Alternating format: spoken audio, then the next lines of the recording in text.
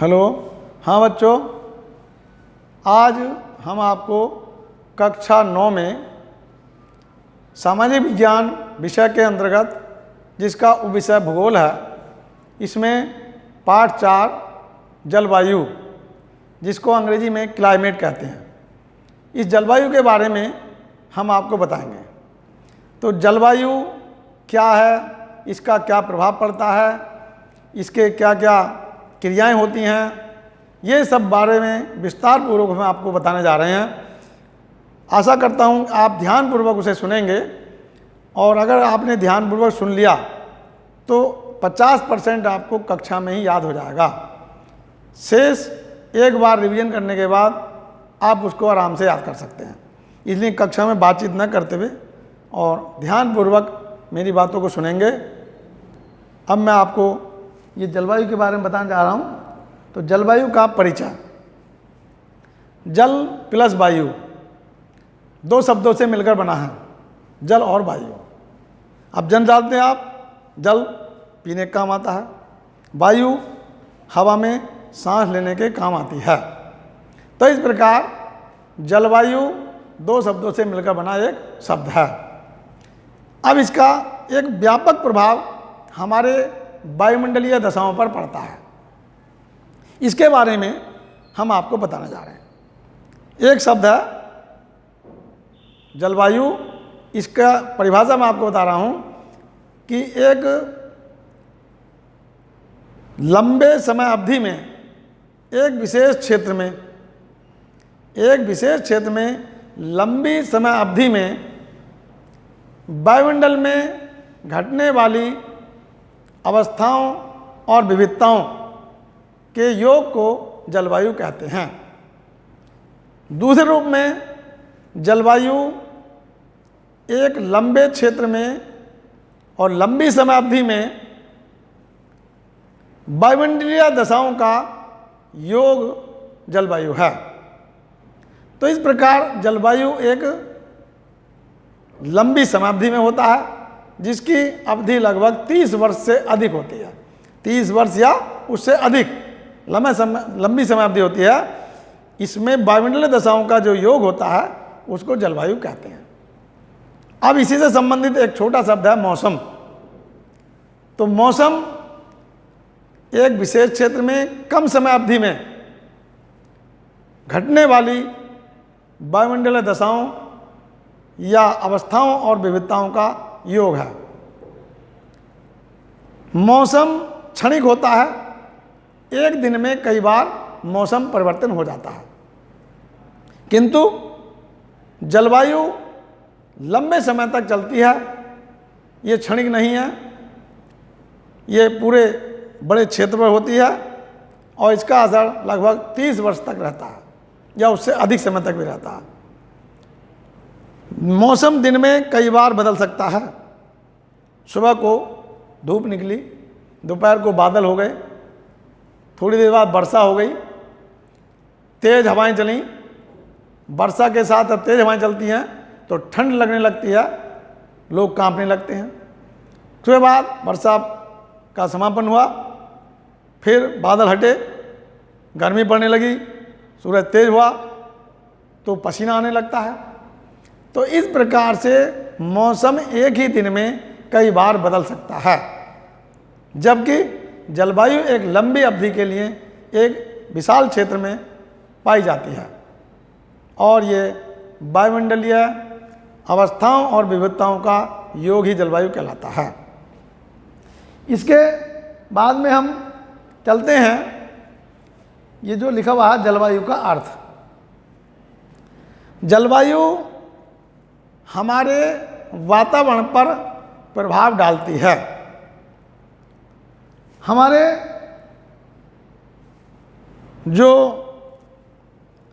वायुमंडल है उसमें अनेक तरह से प्रभाव डालती है।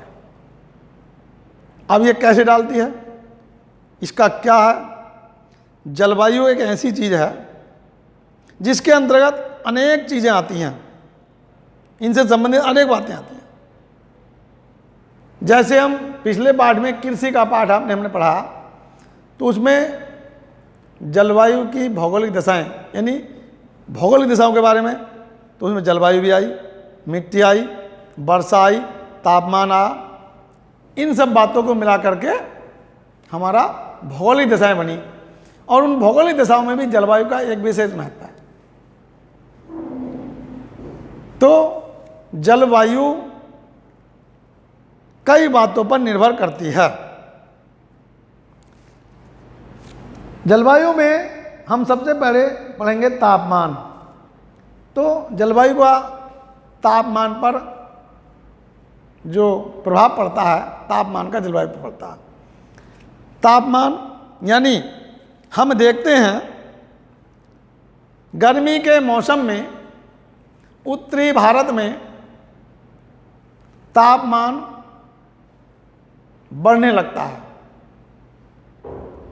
जबकि दक्षिण के पठारी भाग में समुद्र पास में होने के कारण तापमान कम रहता है। अप्रैल के महीने से ही तापमान बढ़ना शुरू हो जाता है, और उत्तरी भारत में यानी मई के महीने में पश्चिमी उत्तर प्रदेश, पंजाब, हरियाणा, दिल्ली, इनका तापमान 42 डिग्री से 38 डिग्री से शुरू होता है अप्रैल से, और फिर 42 डिग्री से 45 डिग्री, और यहाँ तक कि कहीं कहीं पर 46 डिग्री तापमान पहुँच जाता है। और ठीक उसके विपरीत दक्षिणी के पठारी भाग में जो समुद्र के किनारे पर है, वहाँ पर तापमान कम होता है, क्योंकि समुद्र के पास होने के कारण वहाँ उनको जो जल की उपलब्धता है वो अधिक होती है, और इसलिए वहाँ तापमान उस समय कम रहता है। किंतु इसके विपरीत, ये तो हमने आपको बताई ग्रीष्म ऋतु की बात। शीत ऋतु में उत्तरी भारत में तापमान कम हो जाता है, और दक्षिणी भारत में तापमान अधिक हो जाता है। तो इसका कारण क्या है? उत्तरी भारत में जो हवाएं चलती हैं, साइबेरिया के मैदान से आने वाली हवाएं, जिन्हें हिमालय पर्वत रोक लेता है, किंतु कुछ क्षेत्र ऐसे हैं जहां पर वो हवाएं उन पहाड़ियों को पार करके हमारे देश में प्रवेश करती हैं, और वो ठंडी हवाएं होती हैं, उनसे हमारे उत्तरी भारत पर अधिक प्रभाव पड़ता है। दूसरी बात, पहाड़ों की अधिकता होने के कारण उत्तरी भारत में ठंड का असर रहता है, इसलिए शीतकाल में उत्तरी भारत का तापमान कम होता जाता है। यहाँ तक कि जम्मू कश्मीर के लेह में तापमान माइनस में पहुँचता है, 0 डिग्री से भी कम। द्राक्ष नामक स्थान पर जो तापमान कम होता है और -20 डिग्री तक पहुंच जाता है। इसी प्रकार से अधिक जनवरी के महीने में जब हम देखते हैं तो पंजाब में लुधियाना या अंबाला, चंडीगढ़, इनमें भी तापमान कम हो जाता है, यहाँ तक कि तापमान यानी 1 डिग्री और 2 डिग्री तक आ जाता है। इसी प्रकार पश्चिमी उत्तर प्रदेश के आगरा में भी तापमान 0 डिग्री के आसपास या 1-2 डिग्री तक पहुंच जाता है। तो ये तापमान इलाहाबाद में भी 1-2 डिग्री पर आ जाता है।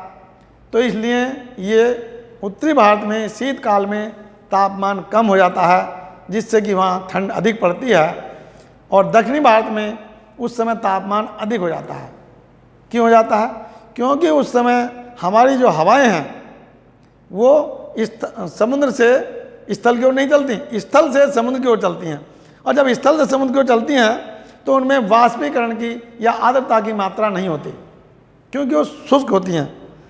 और इसी प्रकार से ये हवाएं जब समुद्र से स्थल की ओर चलती हैं तो समुद्र के ऊपर ये अपना वाष्प ग्रहण कर लेती हैं, आर्द्रता इनमें बढ़ जाती है और ये ठंडी हो जाती हैं। तब इस समय में तापमान वहाँ पर कम होने लगता है, और ये तटीय भागों में वर्षा कर देती हैं, जैसे केरल और तमिलनाडु के तटीय भागों में या कर्नाटक के तटीय भागों में ये समुद्र से उड़ने वाली मानसूनी हवाएं वर्षा करती हैं। मानसून क्या है? मानसून एक ऐसी हवाएं हैं जिनकी दिशाओं में परिवर्तन हो जाता है, पूरी तरह उलट पुलट जाती हैं हवाएं। ऐसी हवाओं को मानसूनी हवाएं कहते हैं। भारत में जो वर्षा होती है वो मानसूनी हवाओं के कारण ही होती है। अब मैं इससे थोड़ा और बताता हूँ। वर्षा में भिन्नता, वर्षा भिन्नता ही बता रहा हूँ मैं कि वर्षा की भिन्नता क्या है। जब हवाएं समुद्र से स्थल की ओर चलती हैं, जिनको जल समीर कहा जाता है, तब उनमें वर्षा करने की क्षमता अधिक होती है, क्योंकि वो वाष्प भरी होती हैं, उनमें आर्द्रता अधिक होती है, नमी अधिक होती है, और वो तटीय भागों में वर्षा अधिक करती हैं। और धीरे धीरे जैसे वो उत्तरी भारत या आंतरिक भारत की तरफ बढ़ती हैं तो उनमें वर्षा करने की क्षमता कम होती जाती है। इसी प्रकार जब वो उत्तर प्रदेश या राजस्थान की तरफ बढ़ती हैं तो नाम मात्र की वर्षा करने की क्षमता उसमें रहती है, यानी बहुत कम वर्षा करने की क्षमता रहती है। इसलिए पश्चिमी उत्तर प्रदेश में या हमारे राजस्थान प्रदेश में वर्षा कम होती है। अब जब आप कहेंगे कि इस समय राजस्थान में वर्षा बहुत अधिक हुई, तो कभी कभी पश्चिमी विक्षोभ के कारण ये वर्षा तटीय भागों में या पश्चिमी या उत्तरी भारत में हो जाती है। वो पश्चिमी विक्षोभ होता है। पश्चिमी विक्षोभ क्या होता है ये हम आगे बताएंगे। अब आगे चलते हैं ऋतुओं में लय की भिन्नता। तो इस जलवायु का असर ऋतुओं में भी पड़ता है। हमारे देश में 3 प्रकार की ऋतुएं पाई जाती हैं: शीत ऋतु, ग्रीष्म ऋतु और वर्षा ऋतु। शीत ऋतु नवंबर से और फरवरी तक रहती है। ग्रीष्म ऋतु मार्च से लेकर जून तक रहती है। जुलाई से सितंबर तक वर्षा ऋतु का प्रभाव रहता है। अब इनमें तीनों में क्या क्या अंतर है? शीत ऋतु में ठंड अधिक पड़ती है, उनका नाम ही शीत है उसका। हमारा देश जो भारतवर्ष है उत्तरी पूर्वी गोलार्ध में स्थित है। यहाँ पर जो कर्क रेखा है, जो 23.5 डिग्री उत्तरी अक्षांश रेखा कहलाती है, वह भारत के बीचों बीच कच्छ की खाड़ी से और पूर्वोत्तर राज्य मिजोरम तक जब निकलती है तो भारत के बीचों बीच होकर जाती है और यह भारत को 2 बराबर भागों में बांटती है। ठीक इसके उत्तर वाला जो भाग है भारत का, उत्तरी भारत, कर्क रेखा के उत्तर वाले भाग को उत्तरी भारत कहा गया और दक्षिणी वाले भाग को दक्षिणी भारत कहा गया। तो उत्तर भारत में उपोष्ण जलवायु पाई जाती है। उपोष्ण जलवायु यानी उष्ण और ठंडी दोनों मिला के उपोष्ण हो गई वो, यानी ना ज़्यादा गर्म ना ज़्यादा ठंडी। तो वहाँ पर तापमान कम हो जाता है और वहाँ शीत ऋतु में ठंड अधिक पड़ती है। ठीक इसी प्रकार से कर्क रेखा के दक्षिण में जब हम जाते हैं तो दक्षिण का जो भाग है कर्क रेखा के, वो भूमध्य रेखा के निकट पड़ता है। अब चूंकि भूमध्य रेखा 0 डिग्री की देशांतर रेखा जो हमारे भारत के दक्षिण में जो द्वीप हैं, इंडोनेशिया, सुमात्रा, जावा, बोर्नियो, वहाँ से होकर जाती है और उस भूमध्य रेखा को 0 डिग्री की अक्षांश रेखा कहा जाता है, जो पूरे विश्व के बीचों बीच स्थित है और वहाँ पर सूर्य की किरणें सीधी पड़ती हैं, इसलिए वहाँ 12 महीने गर्मी का मौसम रहता है। भूमध्य रेखा के 10 डिग्री उत्तरी और 10 डिग्री दक्षिणी अक्षांशों के बीच में 12 महीने दोपहर तक तेज़ गर्मी और दोपहर के बाद वर्षा, तेज़ वर्षा यानी घनघोर वर्षा होना स्वाभाविक है। वहाँ पर 12 घंटे का दिन और 12 घंटे की रात ही हमेशा होती हैं, क्योंकि वहाँ सूर्य की किरणें सीधी पड़ती हैं। ठीक इसी प्रभाव के कारण ही जो दक्षिण का भारत है वो विषुवत रेखा के निकट होने के कारण वहाँ पर गर्मी का मौसम अधिक होता है, क्योंकि जब हमारी जो हवाएं हैं वो विषुवत रेखा से ध्रुवों की ओर चलती हैं, चाहे वो उत्तर में चलें या दक्षिण में चलें, तो वो उधर की तरफ ठंडा स्थान होता चला जाता है, यानी तापमान कम होता चला जाता है। तो विषुवत रेखा से ध्रुवों की ओर चलने पर तापमान कम होता चला जाता है, इसीलिए ध्रुवों पर या उत्तर के भागों में या दक्षिण के भागों में ठंड अधिक पड़ती है। अब चूंकि उत्तर भाग में तो ज़्यादातर देश स्थित हैं, इसलिए वहाँ ठंड का एहसास हो जाता है। विषुवत रेखा के जब दक्षिणी ध्रुव की तरफ चलेंगे तो वहाँ पर केवल अंटार्कटिका महाद्वीप जो दक्षिणी ध्रुव पर स्थित है वहाँ तो ठंड है, वहाँ तो बर्फ जमी रहती है, ग्लेशियर भाग है, वहाँ तो कोई जीवन ही नहीं है, बर्फ ही बर्फ है। किंतु उससे और पहले जो भाग है वो समुद्री भाग है, इसलिए वहाँ पर लोग रहते नहीं, तो उस ठंड का अनुभव वो नहीं कर पाते।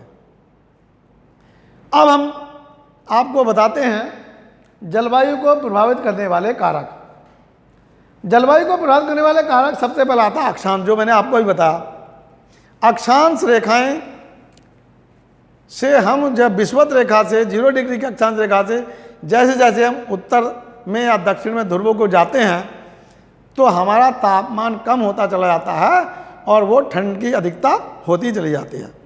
इसका प्रभाव अक्षांश रेखाओं का हमारी जलवायु पर भी पड़ता है और जलवायु में भी इस प्रकार का उलटफेर होता रहता है। दूसरा बिंदु है ऊंचाई। समुद्र तट से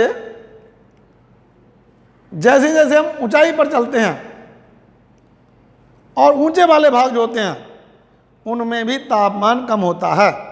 जैसे हमारा भारत का उत्तरी भाग हिमालय पर्वत के आसपास का क्षेत्र, हिमालय पर्वत की औसतन ऊंचाई 6000 मीटर है, किंतु वहाँ पर जो सबसे ऊंची चोटी हम मानते हैं हिमालय पर्वत की वो नेपाल देश में है, जिसका नाम है माउंट एवरेस्ट। उसकी ऊंचाई 8848 मीटर ऊंची आंकी गई है। उस चोटी पर लोग चढ़ गए हैं, अपना कीर्तिमान बनाते हैं।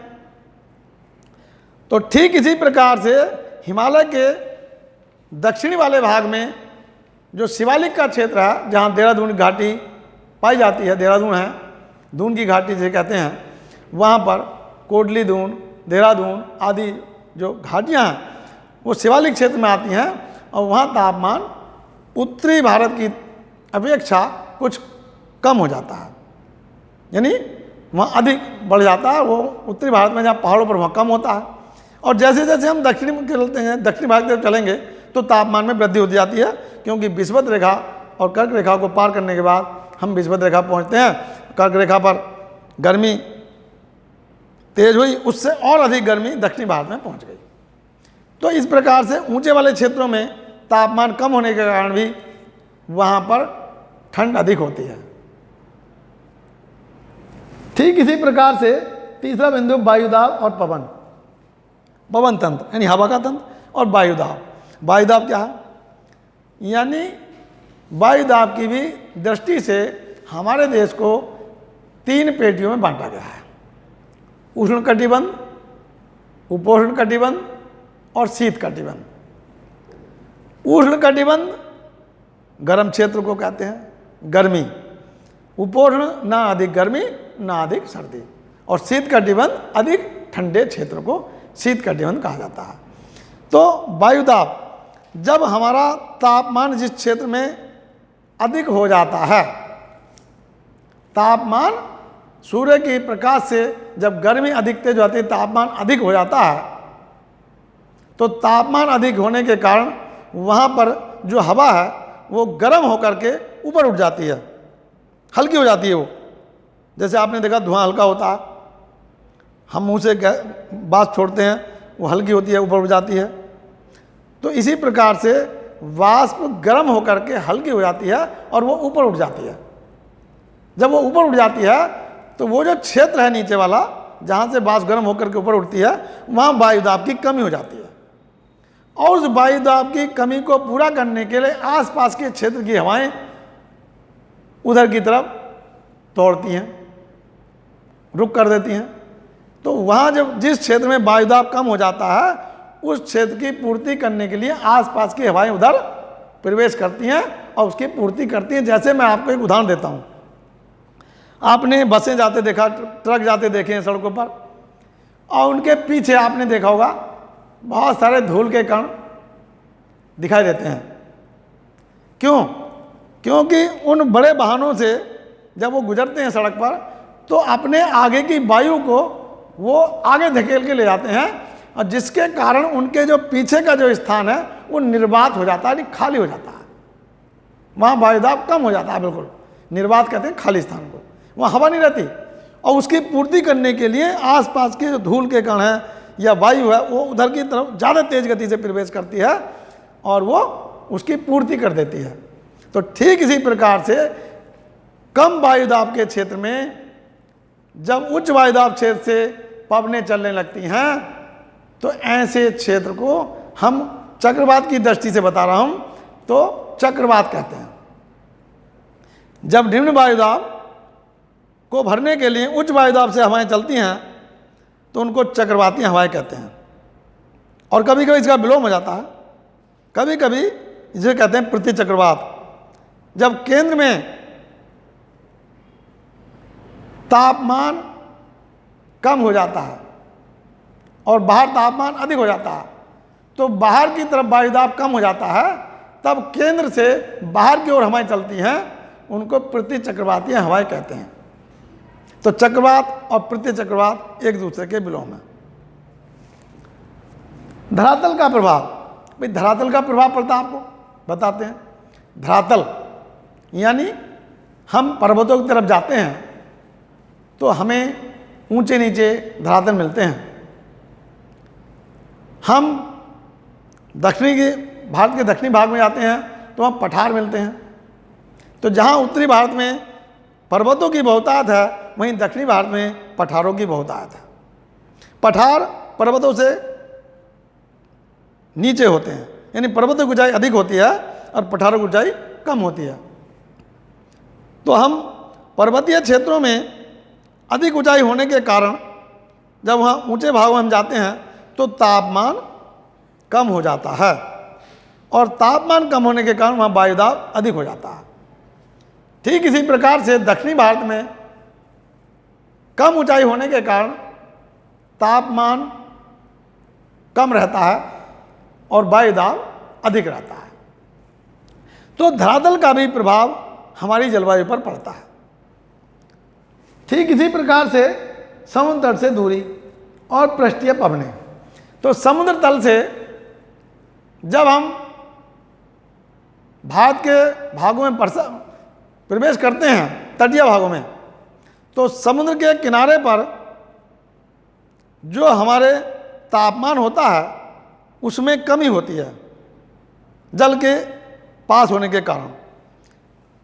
किंतु इसका कभी कभी विलोम प्रभाव ये पड़ता है जब हमने देखा कि जल जल्दी गर्म हो जाता है और जल्दी ठंडा हो जाता है। पृथ्वी देर से गर्म होती है तो देर से ठंडी होती है। जब हमारी जो महासागर है, जैसे हिंद महासागर है, भारत के दक्षिण में है, पश्चिम में अरब सागर, पूर्व में बंगाल की खाड़ी, जिसे बंगाल की खाड़ी यानी गंगा सागर भी कहते हैं। अब यहाँ पर जब सूर्य की किरणें पड़ती हैं गर्मी के मौसम में, तब वहाँ पर पानी गर्म हो जाता है और वो पानी बहुत गर्म होकर के वाष्प के रूप में बदलता है और ऊपर उठ जाता है। अब हवाओं का काम तो चलने का है। वो जो हवाएं हैं जब समुद्र के तरफ से स्थल भाग की ओर आती हैं तो जो वाष्प आती है, उठती है ऊपर को, जो बाद में बादल बन जाती है, वर्षा के रूप में आ जाती है तो वो वाष्प हवाएं ग्रहण करती हैं। और उन हवा में जब वाष्प होती है, आर्द्रता अधिक होती है, तो वो जैसे तटीय भागों में प्रवेश करती हैं तो अधिक वर्षा करती हैं। और जैसे जैसे वो आगे बढ़ती रहती हैं, आर्द्रता की कमी होती रहती है, तो वो वर्षा करने की क्षमता उनकी घटती जाती है। तो इस प्रकार से हम देखते हैं कि समुद्र तट से हवाएं जो चलती हैं उनमें आगे बढ़ने पर परिवर्तन हो जाता है। ठीक इसी प्रकार से पृष्ठीय पवनें भी हमारे जलवायु पर प्रभाव डालती हैं। पृष्ठीय पवनें क्या हैं? यानी दो प्रकार के समीर होते हैं, पवन होती हैं, जल समीर और स्थल समीर। जल समीर में जब चलती हैं समुद्र से स्थल की ओर चलती हैं, उनमें हवा की जो गति होती है, बाष्प की गति होती है, आर्द्रता नमी भरी होती हैं, वर्षा करने की क्षमता अधिक होती है और धीरे धीरे वर्षा करने की क्षमता आंधी गमन करते हुए यदि वो पहाड़ों के सामने टकरा आती हैं, उनके आगे ऊंचे पहाड़ होते हैं तो टकरा के वापस हो जाती हैं और पीछे वाले भाग में वर्षा कर देती हैं। किंतु जब वो हवाएं समुद्र के उठने के बाद और कुछ नीचे जो पर्वत होते हैं, जैसे दक्षिण के पठारी भाग में नीचे पर्वत हैं, और उनको जब पार कर देती हैं तो पर्वतों के जो पीछे वाला भाग है जो वर्षा से वंचित रह जाता है, उसको वृष्टि छाया प्रदेश कहते हैं, पवनमुख कहते हैं। तो उसमें वर्षा करने की क्षमता नहीं होती। जैसे मैं आपको एक छोटा सा चित्र बताता हूं, ध्यान के। ये आप देख रहे हैं,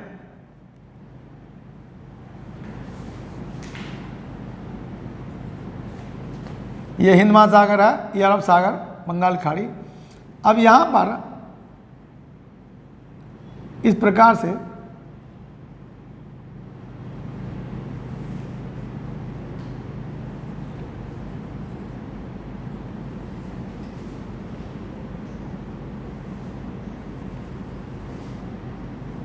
ये भारत का मानचित्र बन गया। अब यहाँ पर ये पर्वत हैं, अगर ये पर्वत ऊंचे हैं और मानसून हवाएं इधर से जाती हैं तो फिर ये उधर वापस टकरा जाती हैं और इसी क्षेत्र में वर्षा कर देती हैं। यदि ये पर्वत नीचे हैं तो इनको पार कर देती हैं हवाएं, तो वर्षा करने की क्षमता फिर आगे निकल जाती है, यहाँ पर जो वर्षा होती रहती है। इसी प्रकार से बंगाल की खाड़ी से उठने वाला मानसून, ये एक मेघालय प्रदेश है, ये असम है, इस प्रकार से। अब ये मेघालय प्रदेश ऐसा प्रदेश है, अब मैं इसमें भारत के मानचित्र में बताता हूं आपको। ये है मेघालय, ये आप देख रहे हैं, ये लिखा हुआ मेघालय। ये एक ऐसा क्षेत्र है कि यहाँ पर हिमालय की जो पर्वत है, जम्मू कश्मीर से लेके और ये उत्तराखंड, हिमाचल में होता हुआ, नेपाल में होता हुआ, और सिक्किम, अरुणाचल प्रदेश और ये मिजोरम, नागालैंड, इस प्रकार से यहाँ तक चला जाता है। इसकी बहुत सारी चोटियाँ हैं, तो गारो, खासी और जयंतिया की पहाड़ियाँ हैं। अब ये मेघालय प्रदेश है। जब बंगाल की खाड़ी से उठने वाला मानसून और जब आगे बढ़ता है तो बांग्लादेश में वर्षा करता हुआ जब मेघालय में पहुँचता है तो ये ऊंची ऊंची चोटियों से वहाँ टकरा जाता है। यहाँ पर जो मोहसिन नाम एक गाँव है, जो चेरापूंजी का स्थान जिसने लिया है, तो ये मोहसिन डाम 3 ओर से समुद्र से, उससे पर्वतों से घिरा हुआ है।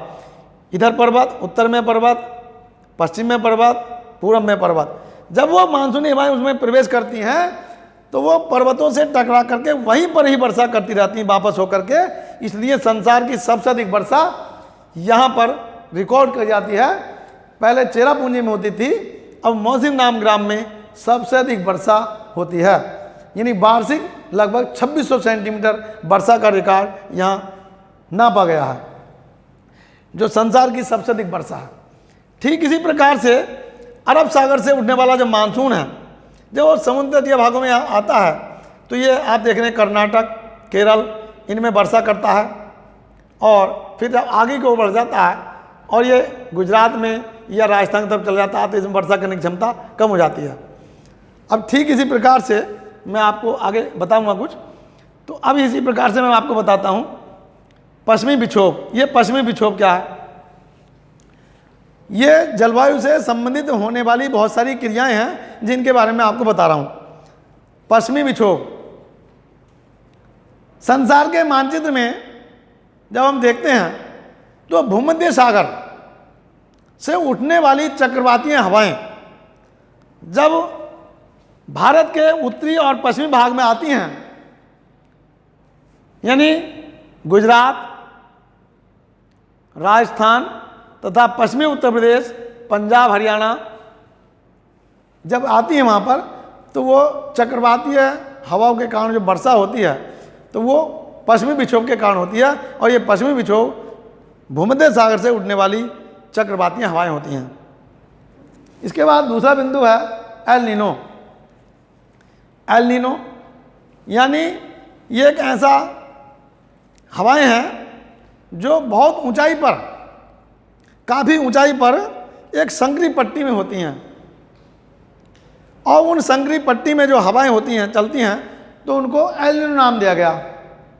इसी प्रकार से जेट धाराएं और लू, यानी गर्मियों में तेज चलने वाली गर्म हवाओं को लू कहते हैं। इसमें आंधी का रूप धारण कर लेती हैं। कभी कभी यह आंधियाँ भी हमारे साग होती हैं। ये जब आंधियाँ आती हैं तो गर्म हवाएं आती हैं, तो कभी कभी ये चक्रवातीय रूप में आ जाती हैं, और इनमें जो हमारे पश्चिमी उत्तरी भारत में और पश्चिमी भारत में जो गर्मी का मौसम बना रहता है, बहुत लोग गर्मी से परेशान हो जाते हैं, तो उन चक्रवातीय हवाओं के कारण जो आंधियों में वर्षा हो जाती है, कभी कभी मूसलाधार वर्षा हो जाती है, उससे हमें इस क्षेत्र में पंजाब, हरियाणा, पश्चिम प्रदेश में राहत की सांस मिलती है। गर्मी से हम एक आराम महसूस करते हैं उन चक्रवातीय हवाओं से जो वर्षा होती है, जो लू या आंधियों के कारण होती है। ठीक इसी प्रकार से काल बैसाखी, ये पश्चिम बंगाल देख रहे हैं आप, बंगाल के बराबर में पश्चिम बंगाल। पश्चिम बंगाल हमारा प्रदेश है, इसकी राजधानी कोलकाता है। और पश्चिमी बंगाल में जब बंगाल की खाड़ी से उठने वाले मानसून तेज गति से वर्षा करते हैं, तो इन तेज गति से वर्षा करने वाली क्षमता को हम काल बैसाखी हवाएं कहते हैं। इसको पश्चिम बंगाल में ही इनको काल बैसाखी कहा जाता है, क्योंकि ये प्रचंड रूप धारण करके तेज गति से घनघोर वर्षा करती हैं, तो पश्चिम बंगाल में इनको काल बैसाखी का नाम दिया गया। एक है आम्र वर्षा। आम्र वर्षा क्या है? यानी मानसून से पूर्व की वर्षा। कर्नाटक और तमिलनाडु तथा केरल, इन तटीय क्षेत्रों में मानसून के आने से पहले ही एक वर्षा होती है, जो 1 जून से पहले ही प्रारंभ हो जाती है, और इससे कर्नाटक, तमिलनाडु और केरल में होने वाली जो आम की फसलें हैं वो जल्दी पक जाती हैं, और उसको जल्दी पकने के कारण आम की फसल को बड़ा लाभ होता है, इसलिए इसको हम वहाँ पर आम्र वर्षा का नाम देते हैं। ठीक इसी प्रकार से कोरोवालिस बल, यानी कोरोवालिस बल को फैरल का नियम भी कहते हैं। कोरोवालिस बल को फैरल का नियम भी कहते हैं। क्या है इसमें? इसमें हवाएं तेज गति से अपनी दिशा में परिवर्तन कर लेती हैं, जिनको मानसूनी हवाएं कहा जाता है। मानसूनी हवाओं में परिवर्तन होता रहता है। ये 2 प्रकार की होती हैं, एक नियतवाही पवनें, एक अनियतवाही पवनें। तो इस प्रकार से ये कोरोवालिस बल कहलाता है। वृष्टि छाया प्रदेश मैंने आपको बता दिया कि पर्वत से पीछे वाला भाग जहाँ पर वर्षा नहीं हो पाती, जैसे कि मैं आपको फिर बताता हूँ एक चित्र बना करके। ये पर्वत है और ये हवाएं आई इस प्रकार से ऊपर चली गई, और जब ये हवाएं इधर पर आएंगी इस प्रकार से, तो ये जो वाला भाग है, ये यहाँ पर हवाएं एकदम, तो ऐसा तो है नहीं एकदम सीधी मुड़ जाए, वो सीधी आगे जाएंगी। तो ये वाला जो भाग है ये वर्षा से वंचित रह जाता है, इसको हम वृष्टि छाया प्रदेश कहते हैं। यहाँ वर्षा नहीं होती क्योंकि वो हवाएं आगे वर्षा कर देती हैं, और समुद्र के ठीक पीछे वाला भाग वर्षा से वंचित रहता है, जिसको पवनमिक भी कहते हैं। तो ये वृष्टि छाया प्रदेश हुआ। इसी प्रकार से क्वार की उमस, क्या कहते हैं? क्वार की उमस किसे कहते हैं? क्वार के महीने में, अब क्वार का महीना चल रहा है हिंदी में, क्वार के महीने में हम देख रहे हैं बड़ी गर्मी पड़ रही है, और तेज गर्मी पड़ने के कारण एक ऐसा वातावरण बन जाता है पर्यावरण में कि हमें बहुत अधिक गर्मी दिखा देती है, यानी हमें पसीना तक आ जाता है, धूप में खड़े होने को मन नहीं करता। इसको हम क्वार की उमस के नाम से जानते हैं। किंतु कभी कभी इस समय भी बादल बनते हैं मानसूनी के द्वारा, और उस तेज बड़ी गर्मी के कारण ही एकदम से अचानक वर्षा हो जाती है, जिससे वह उमस समाप्त हो जाती है। तो इस प्रकार से ये मैंने आपको कुछ ऐसे शब्दावली बताई जो जलवायु से संबंधित हैं। अब मैं बताता हूँ भारत की ऋतुएं। तो भारत में 3 प्रकार की ऋतुएं पाई जाती हैं। पहली है शीत ऋतु, दूसरी है ग्रीष्म ऋतु, और तीसरी है वर्षा ऋतु। शीत ऋतु हमारी नवंबर के महीने से प्रारंभ होकर के फरवरी के महीने तक रहती है। इसका ज़्यादा असर उत्तरी भारत में पड़ता है। कर्क रेखा से उत्तर वाले भाग, ये कर्क रेखा है जो 23.5 डिग्री उत्तरी अक्षांश ये आपको दिख रही है, और ये गुजरात से होकर के और ये मध्य प्रदेश होते हुए और ये मिजोरम में होते हुए यहाँ तक निकल जाती है। ये भारत को 2 बराबर भागों में बांटती है। इसके उत्तर वाले भाग में शीत ऋतु का असर ज़्यादा पड़ता है, क्योंकि उधर भारत के उत्तर में हिमालय पर्वत है जो बहुत ऊंचा पर्वत है, और यहाँ पर विषुवत रेखा जो हम देख रहे हैं श्रीलंका से भी नीचे पड़ती है। विषुवत रेखा से ये वाला भाग जो उत्तर का भारत का बहुत दूर पड़ता है, यानी ध्रुवों की ओर जाना पड़ता है। तो कर्क रेखा से उत्तर की ओर जब जाते हैं तो उपोष्ण कटिबंध होने के कारण यहाँ पर ठंड का प्रभाव अधिक होता है। और हम जो रह रहे हैं ये उत्तर प्रदेश है, जो हरा हरा देख रहे हैं आप, इस उत्तर प्रदेश में हम रह रहे हैं। ये उत्तराखंड है जो पहले हमारे प्रदेश का भाग था, 2000 में हमसे अलग हो गया। तो उत्तर प्रदेश में, उत्तराखंड में, हरियाणा में, पंजाब में और फिर हिमाचल प्रदेश और जम्मू कश्मीर, इन सब में ठंड जैसे जैसे हम उत्तर भारत में उत्तर की तरफ जाते हैं ठंड बहुतायत पड़ने लगती है, क्योंकि तापमान कम होता चला जाता है और तापमान कम होने के कारण वहाँ ठंड का असर अधिक होता है। यहाँ तक कि श्रीनगर में लेह नामक स्थान या जैसे कारगिल स्थान है, वहाँ पर तापमान हिमांक से नीचे पहुँच जाता है, यानी माइनस में पहुँच जाता है, जहाँ अति ठंड पड़ती है। ठीक इसी प्रकार से अब दूसरी ऋतु है गर्मी यानी ग्रीष्म ऋतु। 1 जून से मानसूनी हवाएं भारत में प्रवेश करना प्रारंभ कर देती हैं। वो मानसूनी हवाएं कहाँ चलती हैं? वो अरब सागर से चलने वाली हवाएं हैं, बंगाल की खाड़ी से चलने वाली हवाएं हैं, हिंद महासागर से चलने वाली हवाएं हैं, जो मानसून अपने अंदर यानी वाष्प भरी शक्ति रखती हैं, जल नमी रखती हैं, आर्द्रता रखती हैं। तो सबसे पहले 1 जून को जो मानसून आता है वो केरल के दक्षिणी और पश्चिमी भाग में आता है 1 जून को, और उसके बाद में ये आगे बढ़ता हुआ 10 जून तक मुंबई पहुंच जाता है, और उसके बाद में फिर आगे चलते हैं तो 29 जून तक ये गुजरात में होता हुआ और पश्चिमी उत्तर प्रदेश, पंजाब, हरियाणा तक पहुंच जाता है और वहाँ पर वर्षा करने लगता है।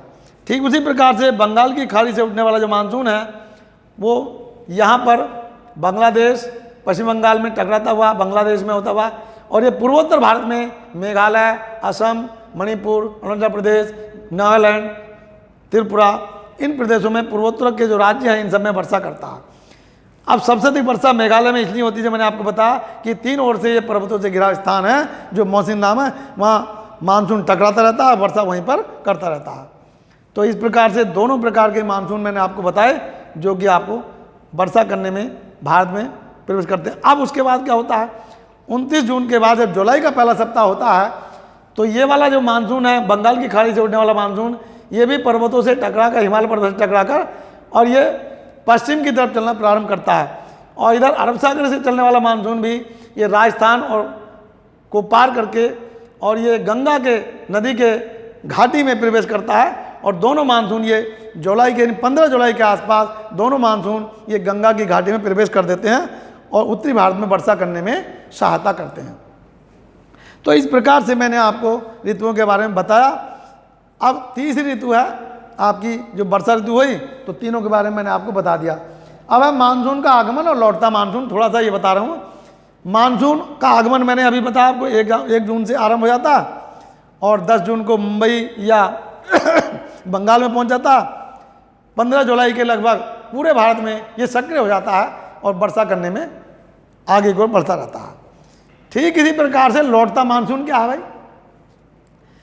15 सितंबर से 30 सितंबर के बीच में जो हमारा मानसून है वो उत्तरी भारत में पर्वतों से टकराकर वापस होना शुरू हो जाता है।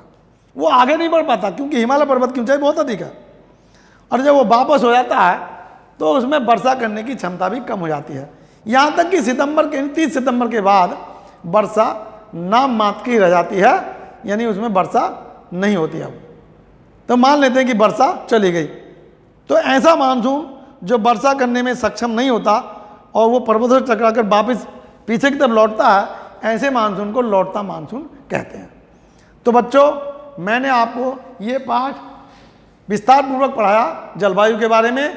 अब मैं आपको PDF के द्वारा इसका काम भेजूंगा, उसे आप कर लेना। किंतु उससे पहले मैं आपको बता रहा हूँ कि जो मैंने आपको ये वीडियो बनाई है, इसको ध्यानपूर्वक सुनना बहुत ज़रूरी, क्योंकि ये जैसे कक्षा में हमने आपको पढ़ाते हैं उससे भी ज़्यादा बेटर रूप से मैंने आपको बिना किताब के ही ये आपको पढ़ाया। और आपसे मैंने पहले कहता था ध्यानपूर्वक सुनना है, आपने सुना होगा, तो इसलिए आपको कम से कम 40% 50% याद हो गया होगा। ठीक इसी प्रकार से आपको याद करते रहना है। आपको आगे की जो परीक्षा संभवतः वो भी ऑनलाइन हो सकती है, क्योंकि अभी किसी गार्जियन की ये आशा नहीं है कि हम सब बच्चों को एक साथ भेज सकें, ऐसा कि अखबार कहता है। तो इसलिए इसके लिए तैयार रहने है, आपको याद करना है, और परीक्षा के लिए तैयार करने के लिए आपको सब कुछ याद करना है। ओके, धन्यवाद। ठीक है बच्चों, ओके।